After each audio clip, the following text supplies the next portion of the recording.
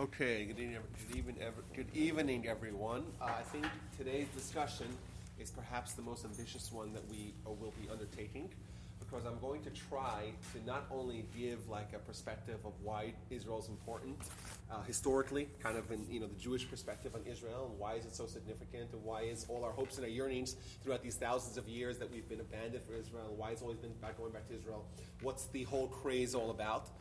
Not only that, I also want to give a brief sketch, an overview of kind of the history of Israel and the relationship the Jewish people have had with the land from the time starting with Abraham, essentially, all the way to nowadays. So that actually, when I gave this the first time, I titled it "From Bible to BB," kind of everything in between. I understand it sounds ambitious. I'm going to try to talk a little quicker than I usually do.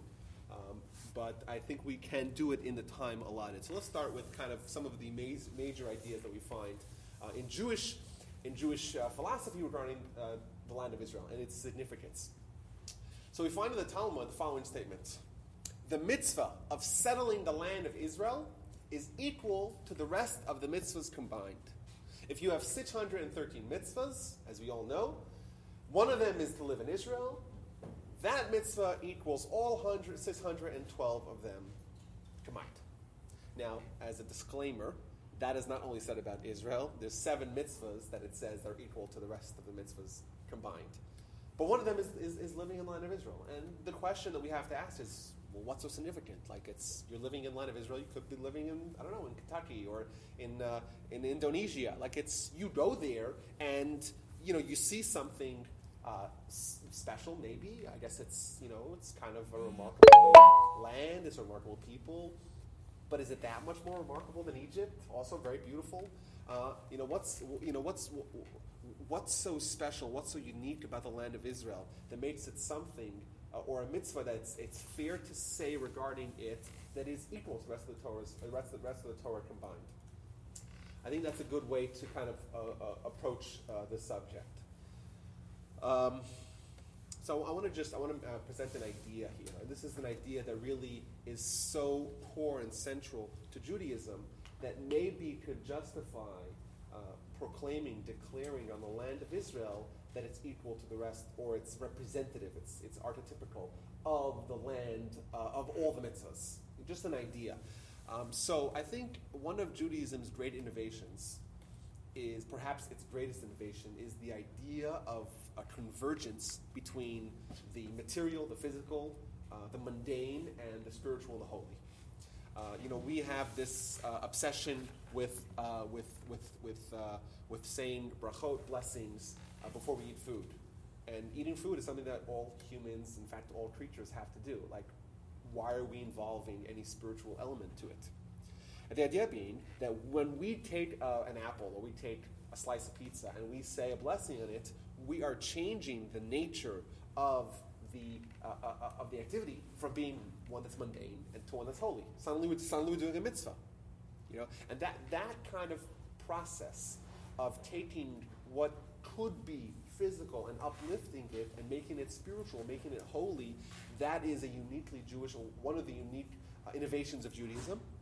And I think that that's really demonstrated by the idea of Israel. So you walk to Israel and you see there's mountains and there's valleys, and it's remarkable, and such a tiny sliver of land can incorporate so many different climates. You have a desert in the south, and you could go skiing in the north, and they're 2 hours away from each other. It's kind of remarkable. But it's land, and you have the ocean, and you have the rivers, and you have the mountains, and you have old cities, and you have new cities, and it's seemingly kind of a land like any other, And if you look on the surface, if you look at it and you examine it as an engineer, you probably won't find anything special about it. It's a land. It's physical. It's kind of like that apple. You eat the apple. Does it look any different? If I take 2 apples, one of them I make a blessing on, and one of them I don't, and we examine them under a microscope, will they look any different? No. There's something imperceptible. It's imperceptible to the physical senses that makes Israel special. And you kind of have to have a delicate feeling too. I'm sure all of you have been to Israel, and you may or may not have had this feeling of, this place is different, this place is special, this place is unique. and you might not be able to pinpoint it, and you won't know. You might have a hard time defining it, and it's kind of it's a weird, unsettling feeling where you feel something, and you know something, and you feel it. You have certain intuition, but you cannot actually crystallize it in words.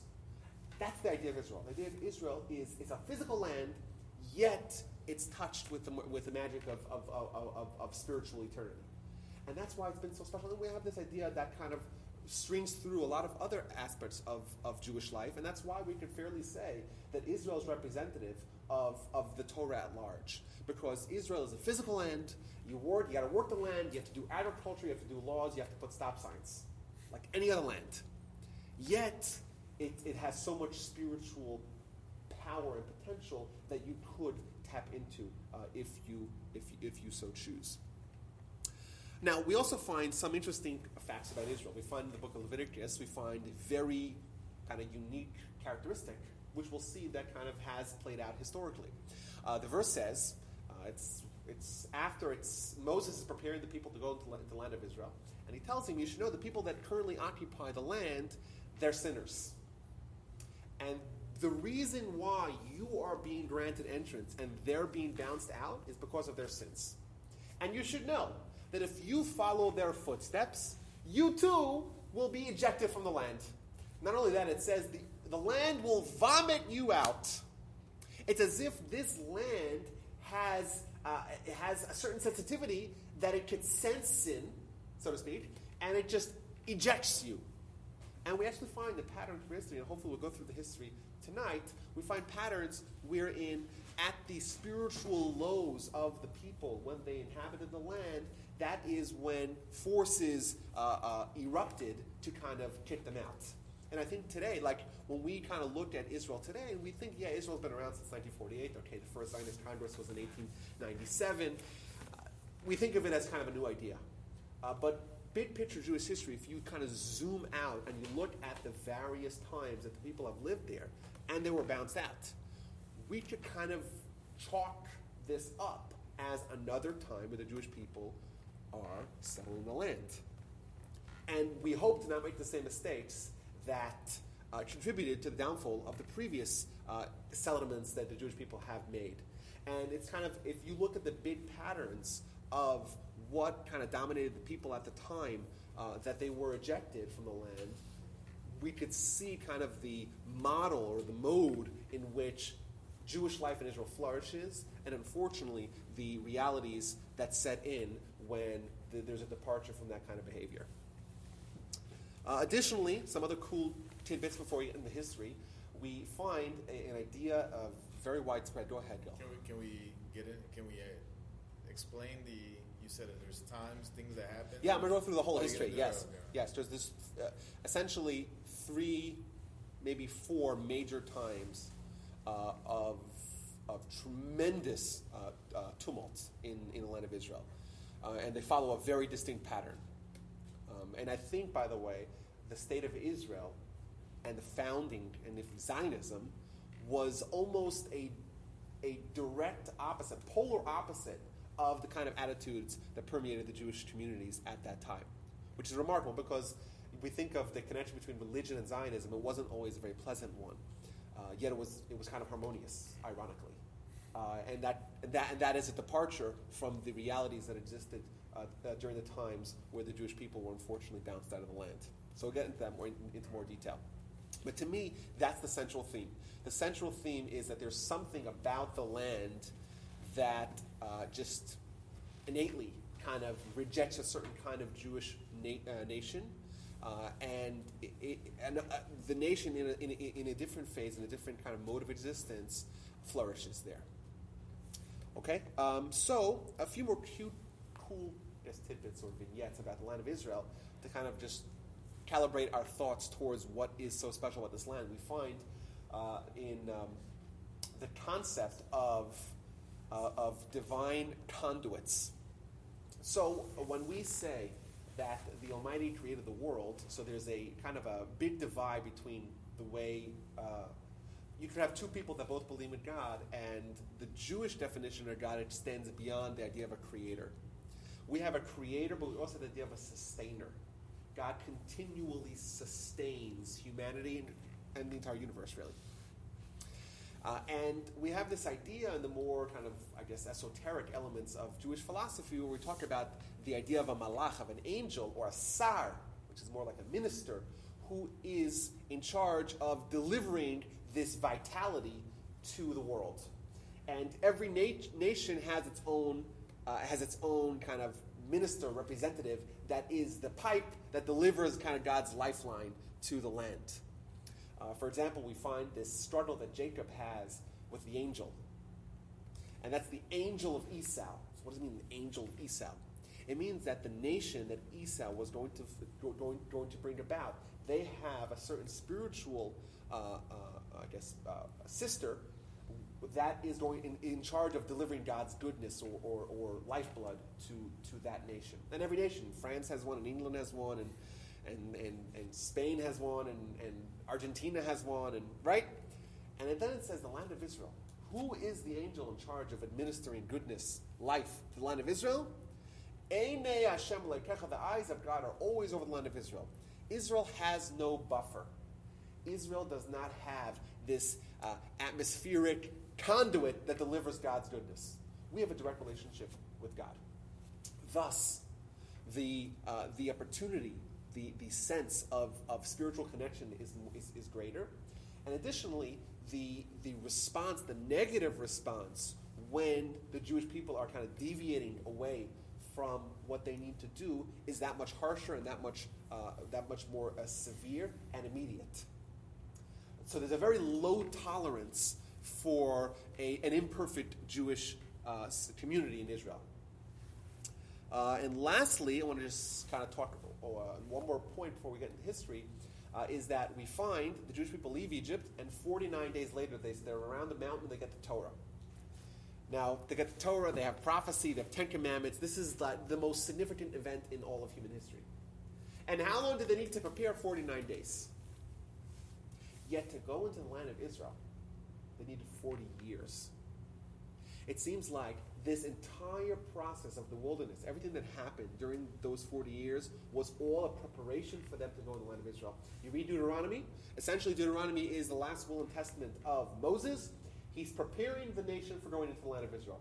And it seems like this reality of living in Israel, of actually the culmination of what it's all about, is something that demands so much more, exponentially more preparation than receiving the Torah, which is a remarkable thought.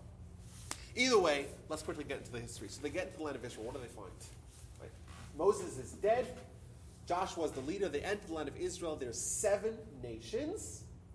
There's 31 different city-states. And the Jewish people enter, and they are right away thrust into an ongoing war, basically, between these different tribes. Obviously, they start with Jericho, they move to Ai. If you read the books of Joshua, you read about the conquest.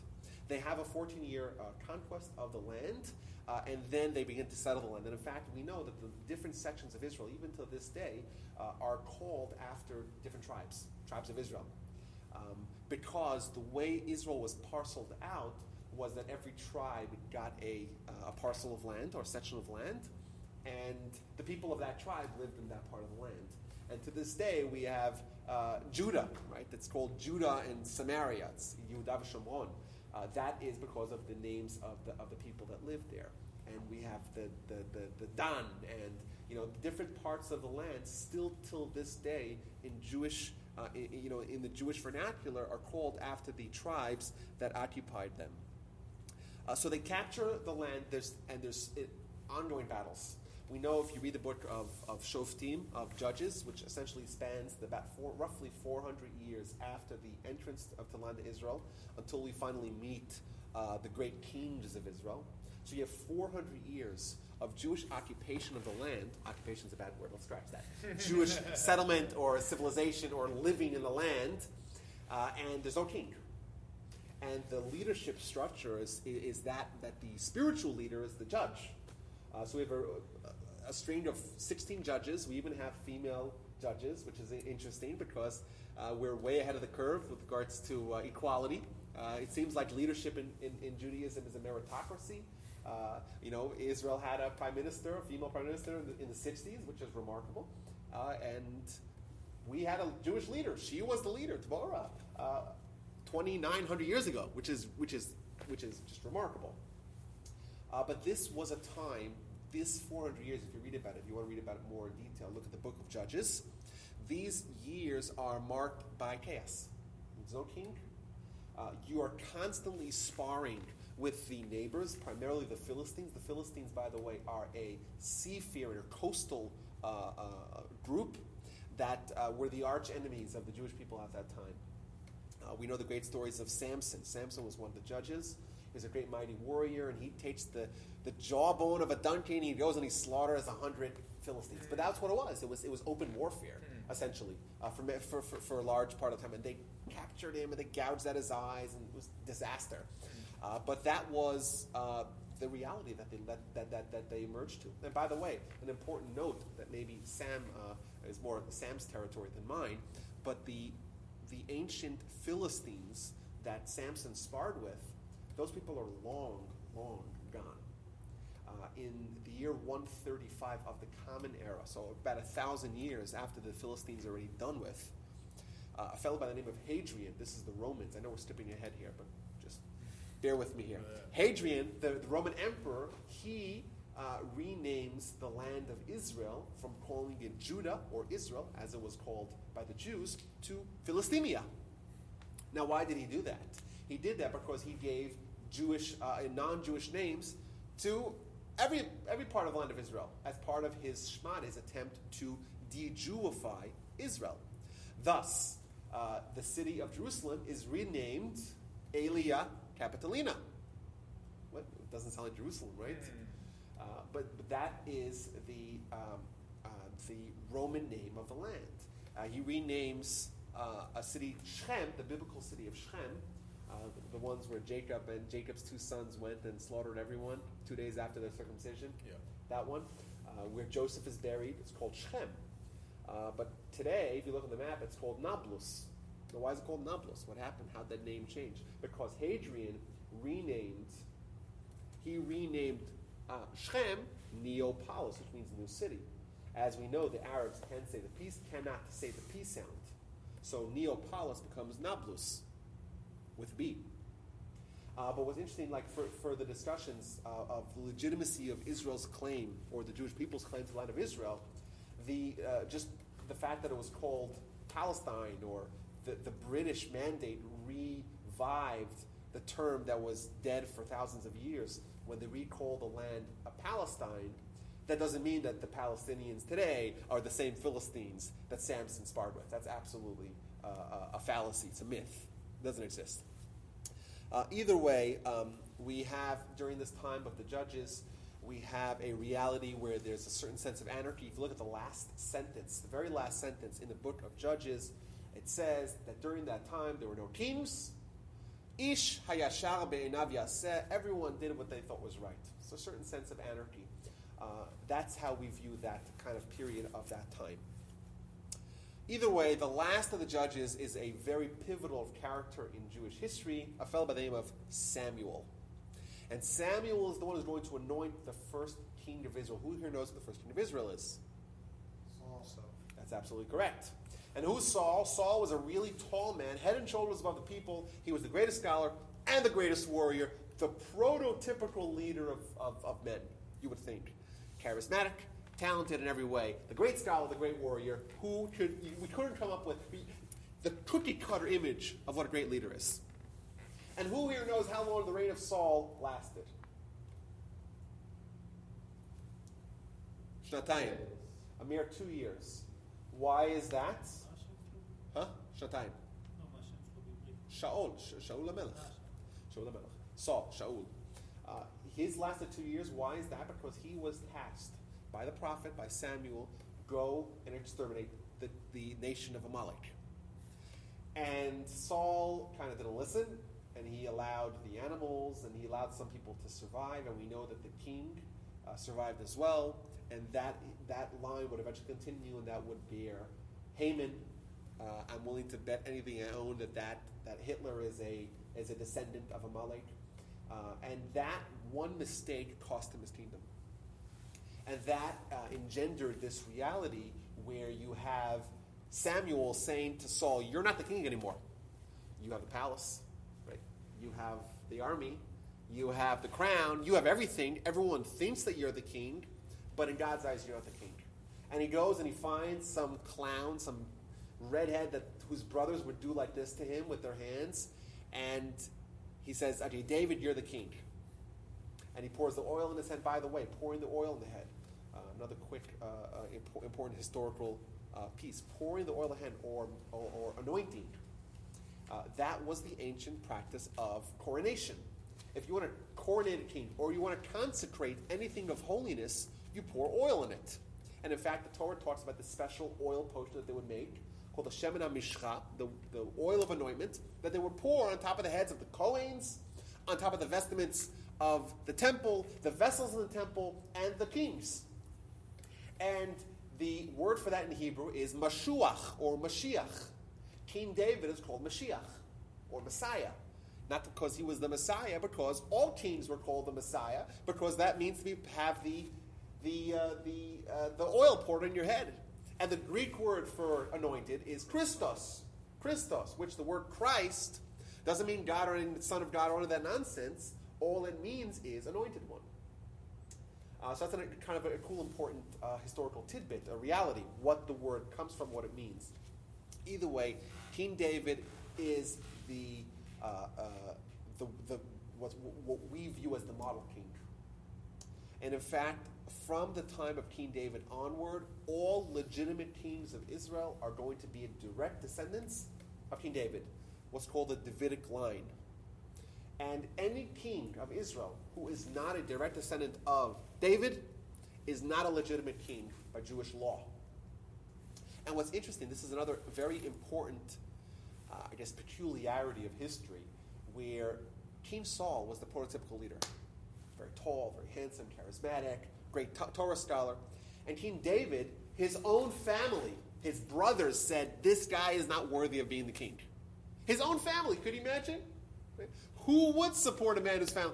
And he was a redhead. He was a shepherd. He was not the prototypical leader.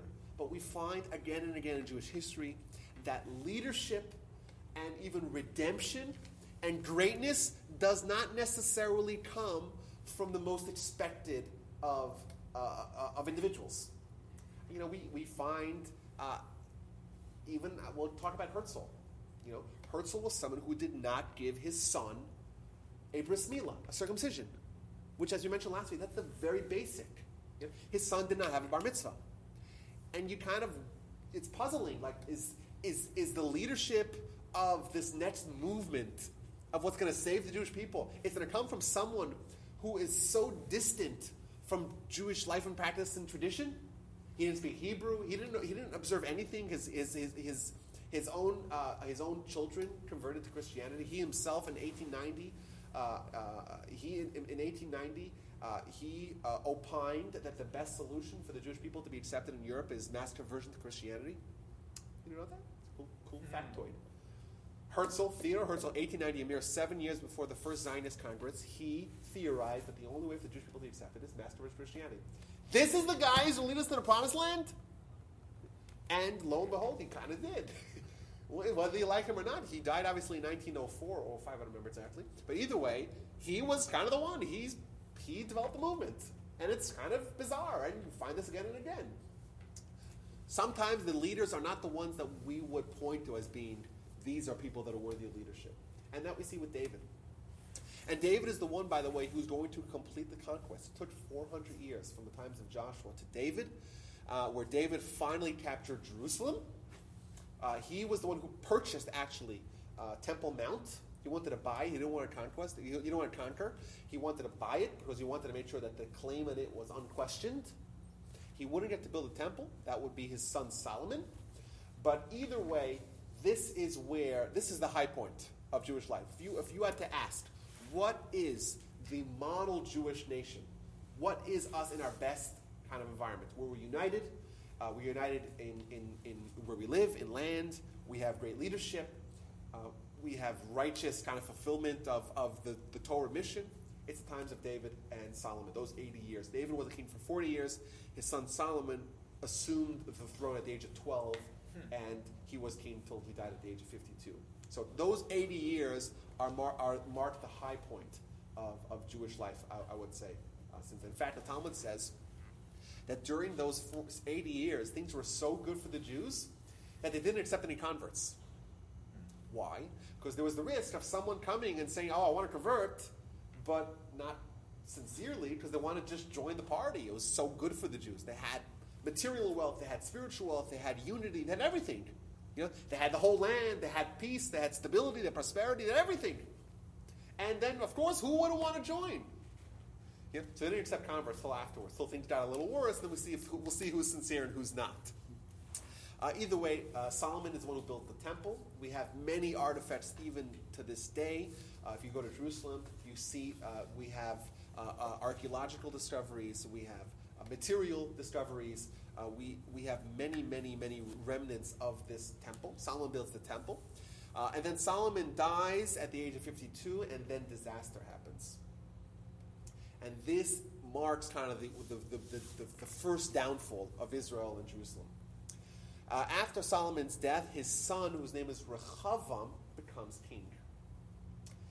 And he makes a few strategic errors, and he decides to alienate the north, and he decides to make punitive taxation, and eventually there is a secession, and what happens is that the northern kingdom secedes, they become the kingdom of Israel, and the southern kingdom becomes the southern kingdom of Judah.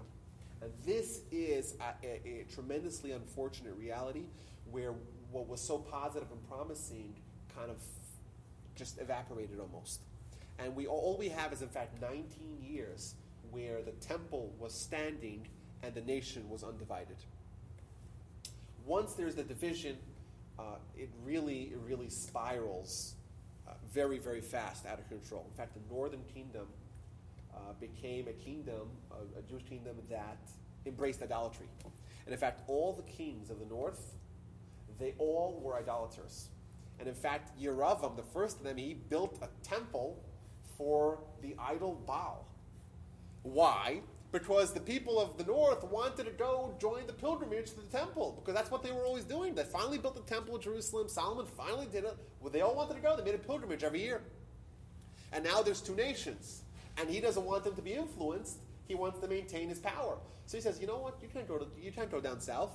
Oh, you want a temple? I'll build you a temple. Sure, we'll build a temple. We'll call a temple for the idol Baal. And that spiraled out of control. And after a few hundred years, that nation was sacked. We meet someone by the name of Sancherib. Sancherib was the king of Assyria, which was the dominant empire at that time. And he had a policy of conquest and relocation. And he captured the northern kingdom of Israel, what's known today as the 10 tribes, the 10 lost tribes, if you hear that, that's from that time. He captured them and he scattered them throughout the world. And in fact, there's a position in the Talmud that says that we will never be able to recapture those Jewish souls. They're gone, and they're gone forever. He, in fact, laid siege on Jerusalem, but there was a plague that broke out amongst his camp, and they all died. And in fact, we have, to this day, in the British Museum, there's these enormous stone tablets from Sancherib's times, and in it he's boasting about his sacking of the northern kingdom of Israel, and he says, and I have Jerusalem by the neck, and I laid them siege. But it doesn't mention anything about any capture, because the siege stood and the kingdom stood. And this kingdom would outlast the Assyrian kingdom and the Assyrian empire, and it would take the Babylonians under the leadership of Nebuchadnezzar to finally destroy the temple and send Israel into exile. But either way, this kind of shows a pattern. The pattern is where you have division. You have disunity, you have infighting, you have discord amongst the Jewish people. Eventually, someone else is going to come and say, okay, we're kicking you out of Israel. If the Jews fight with each other, the Gentiles come and say, you know, we're better at killing Jews than Jews are. That's an unfortunate reality we see again and again, especially in the land of Israel. And that's maybe a good lesson to take. Either way, the southern kingdom is what we have today. If you're Jewish, you have come from the Southern Kingdom of Judah that remain true to Judaism, to Jewish values. But they didn't outlast them forever. They outlast them for a couple hundred years until they were sent into exile. Temples destroyed on the 9th day of Av, about 4,200 years or 4,500 years. I think 4,200 years before the Common Era, according to Jewish tradition. And this is kind of going to change everything. From now on, you have the vast majority of Jews living in Babylon, right? They were sent into exile in Babylon. You're going to have, from then on till today, so about 2,500 years, you're going to have a Jewish community where the majority of Jews do not live in Israel. And even though they're going to come back to Israel in mass, 70 years later, under the leadership of Ezra, they're going to rebuild the second temple. The vast majority of Jews are going to stay in Babylon, and that's going to continue till today. We still have the majority of Jews living outside of Israel. We still have 10 minutes left. Let's see how much further we could get. Either way, so we have the temple being destroyed. We have the reemergence of the second temple. The second temple is going to last at the 70th year of the Common Era, and it's going to be destroyed by the Romans under the leadership of Titus. Titus was the general who was the son of Vespasian, who was the emperor, became emperor in the year 69, and he actually left the siege of Jerusalem. He was laying siege to Jerusalem, and he left to assume emperorship, and his son Titus took over. A few important things happened during that Second Temple period. Number one, we have the Greeks, our beloved friends. The Greeks, they become the dominant world power after the Persians. So we have the Assyrians, the Babylonians, the Persians, and the Greeks. Of course, Alexander, we know, is very famous. Alexander is going to spawn a few different Greek empires, namely the Macedonian Greeks, or Greek proper, the Seleucid, and the Ptolemite Greeks. And Israel is going to be, for a few hundred years, kind of torn between the Ptolemaites of Egypt and the Assyrians of Assyria, of basically north of Israel. That's when we're going to have the story of Hanukkah. We're going to have the Hasmonean dynasty, where there's going to be about 100 years, it's actually precisely 99 years of Hasmonean control over the land of Israel, independent control, until Pompey gets invited, actually. Pompey, the Roman, gets invited into the land of Israel to try. I'm sorry if I'm throwing out too many dates here. So much information. I'm trying to get this all done in time. I apologize. I can safely say that perhaps this deserves a slower approach. But either way, I'm trying to give a big picture. Temple is destroyed in the year 70 by the Romans. Why was it destroyed? Once again, in Jewish literature, it says Alma Abdaratz Sinat Chinam.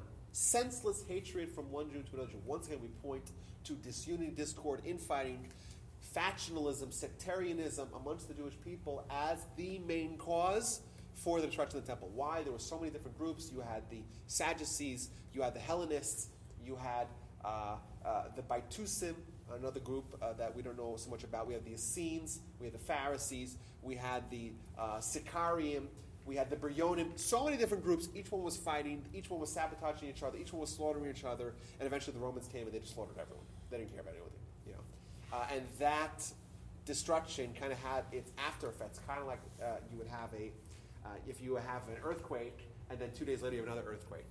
You have a tsunami, where in the year 73 we have the slaughter of Masada. In the year 117 we meet Hadrian, and he undertakes this mission of essentially destroying the Jewish people in their entirety.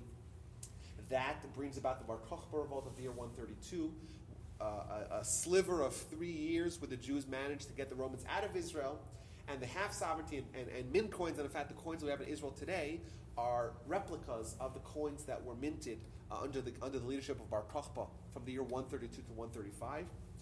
In 135, the Romans regrouped, they squelched the rebellion, and they absolutely slaughtered everyone in sight. In fact, the Talmud says, in the description of the slaughter, that the rivers of blood were so vast that the Gentiles did not need to fertilize their fields for 7 years. Just kind of the scope of the slaughter. Either way, Jewish life is going to cease in Jerusalem for about 2,000 years. It's about the year 135. The Jewish life is going to move to the center of the country, to the northern part of the country, and pretty much the spirit of the Jewish community in Israel was broken. You still had a very vibrant and growing diaspora, Jewish life in Babylon primarily, but also moving to Europe and North Africa. And you still have people living in Israel, but primarily that's going to be in the north. And that's where in Tiberias, that's where it's going to be the center of Jewish life, of Jewish leadership as well. After Jerusalem is made Judenrat, free of Jews by Hadrian. So Jewish life in Israel is going to continue for a few more hundred years, but it's going to be petering out. It's going to be weakening progressively. And once you reach about the year 500, we find very sporadic Jewish life in Israel. Now, even though the Jews were not living in Israel, Israel was at the center of Jewish focus, of Jewish consciousness, of Jewish prayers, of Jewish liturgy, of Jewish yearning. And Jews were always pining to go back to Israel. We have tremendous efforts were undertaken in the 12th century, in the 13th century. There were always pockets of Jews living in Israel, primarily in the north, but you always had a Jewish contingent in Israel, but the vast majority of Jews were no longer living in Israel. In the 13th century, as I mentioned, the students of the Ramban, they made an effort to move back to Israel. In fact, we have 4 temples, 4 synagogues in the old city of Jerusalem that are still extant from that time. They're all subterranean because the Muslims who controlled Israel at that time, they had a rule that all non-Islamic structures have to be underground. That's why all the 4 old city synagogues that date from that time are all subterranean. You have other efforts, like in the 16th century, there was a tremendous boom of Jewish life in northern Israel, primarily in Tzfat, the great Kabbalists that lived there at the time. In the 17th and 18th century, you have a group of students of the Vilna Gaon, the Gaon of Vilna, the genius of Vilna, who he himself tried to go there, but his students eventually established the first yeshuv in Israel. Till today, we have a very strong contingency, primarily in Jerusalem, the old Yerushalmis, the Jerusalemites, that can trace their heritage all the way back to that group. But then in the 19th century, that's where things really changed. And that's where huge swaths of Jews moved in 1860s, 1870s, 1880s, 1890s. That's where kind of there was a rebirth, a renaissance of Jewish life in Israel. Now, let's talk about Zionism quickly here. Zionism, or establishing a Jewish state, not necessarily in Israel. We see Herzl, he tried to promote a Jewish nation, a Jewish state in Uganda, modern-day Kenya.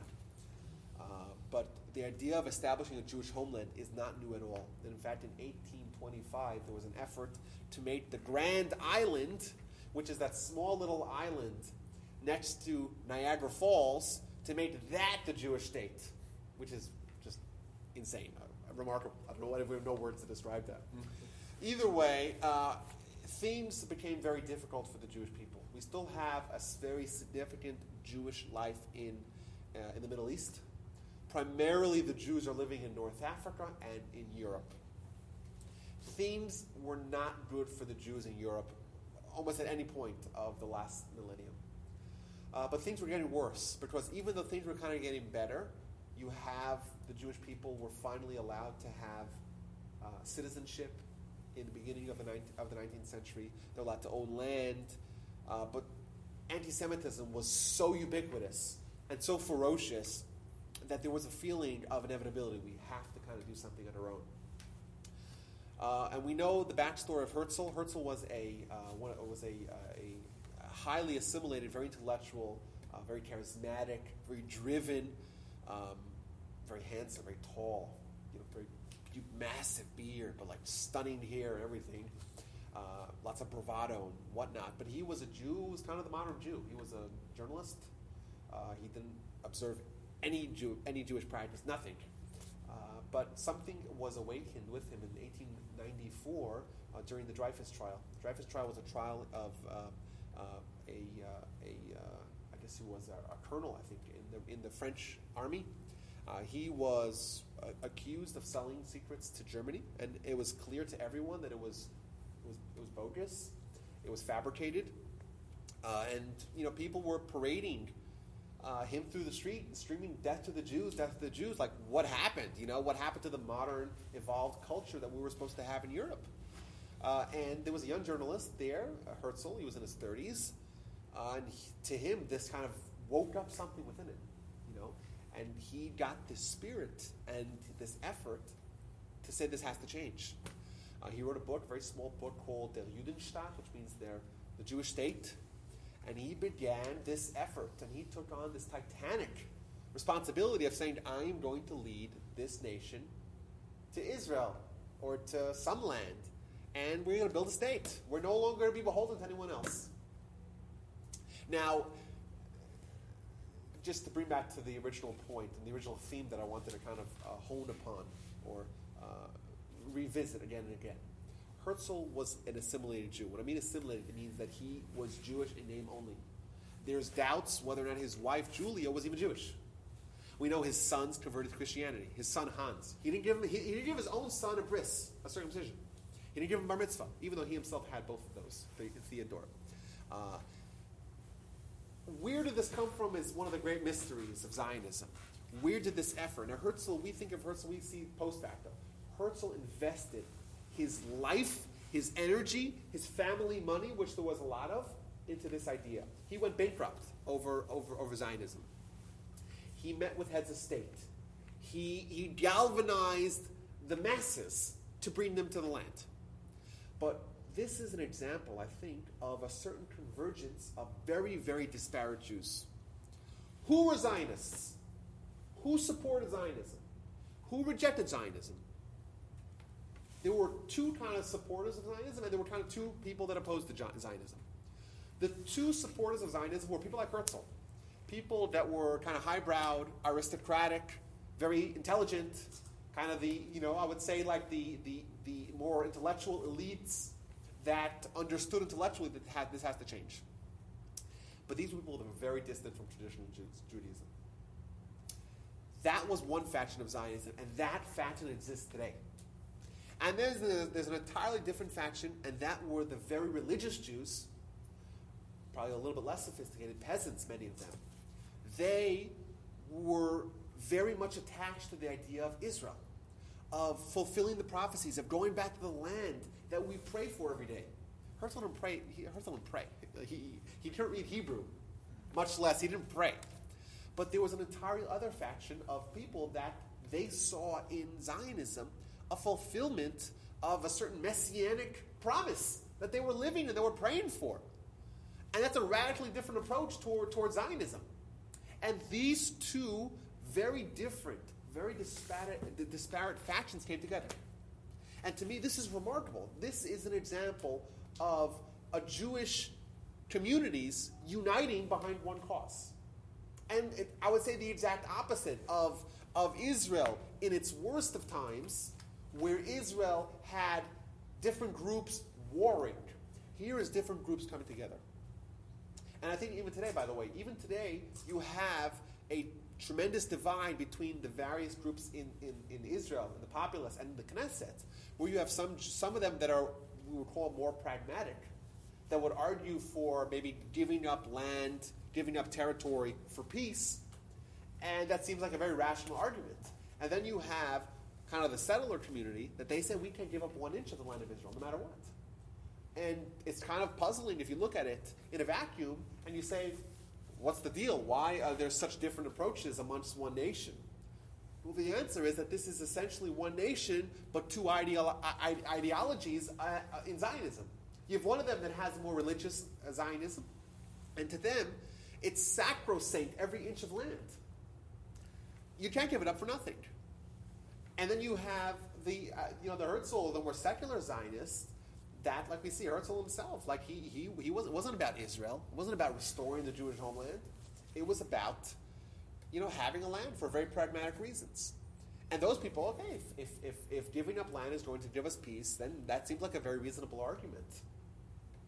But I look at this as being a great example of how Jews can come together. And Israel, I think even this modern state of Israel, is an example of certain compromises and certain unity born out of a determination to make it work. Fast forward to, how much time do I have left? We have a little more time, guys? Yeah? Okay, let's push it a little more. Fast forward to the founding of the state.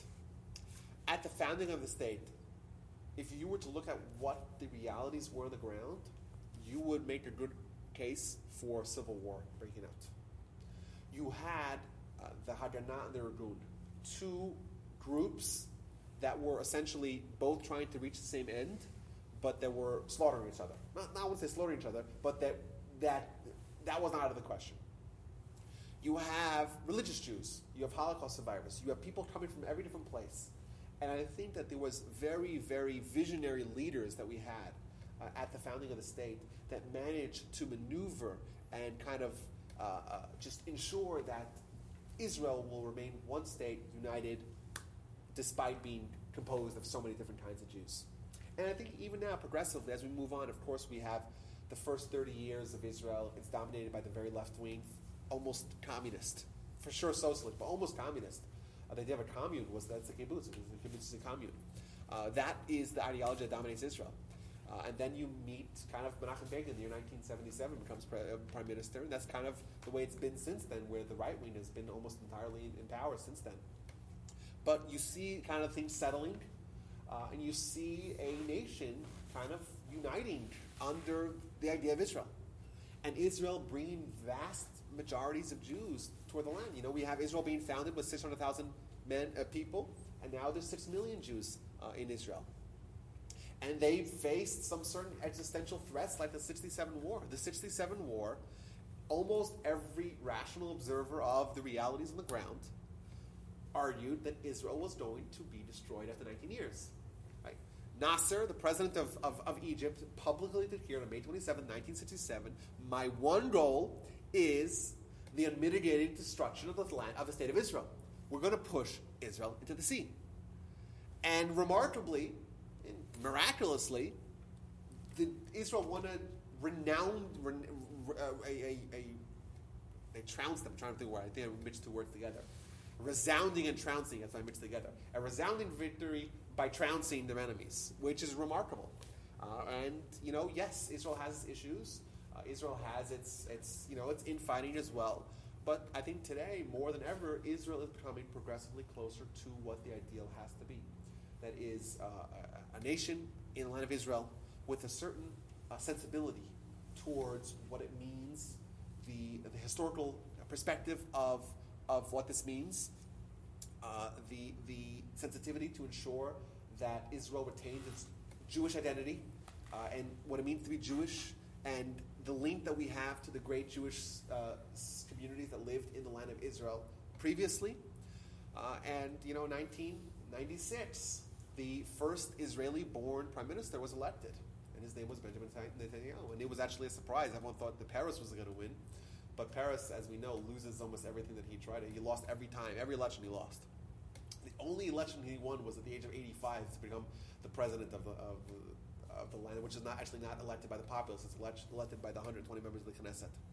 Either way, I think today Israel is progressively, slowly, kind of coming together more and more to achieve this ideal of a unified nation under a certain kind of responsibility of what it means to be the people of Israel living in the land of Israel, and hopefully that will continue, and we could kind of recapture the great just pride and Jewish life that we had during the best of times. Either way, it's all for listening. We kind of did cover from Bible to Bibi.